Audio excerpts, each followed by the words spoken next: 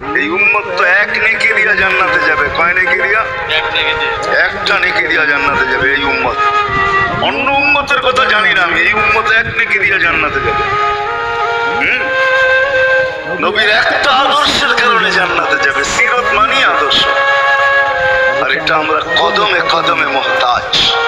কেননা এই ছোট জীবনটা যদি গ্রহণযোগ্যতা পর্যন্ত পৌঁছাইতে হয় আল্লাহর কাছে, চাই নারী হই, চাই যুবক হই, চাই বৃদ্ধ হই, চাই মানুষই হই না কেন, যেখানেরই হই না কেন, যেই ভাষারই হই না কেন, যেই বর্ণেরই হই না কেন, যেই পেশারই হই না কেন, যেই সোসাইটিরই হই না কেন, এই জীবনটাকে যে গ্রহণযোগ্যতা পর্যন্ত পৌঁছাইতে হয় কার কাছে? দুনিয়াওয়ালাদের কাছে না, মালিকের কাছে, যিনি এক ফোঁটা পানির থেকে অস্তিত্ব দিচ্ছেন, যার কাছে আবার আমাদেরকে ফিরে যেতে হবে। পালানোর কোনো সুযোগ নাই। এই জন্যই কোরআন আমাদেরকে বোঝায় আইনাল মাফার।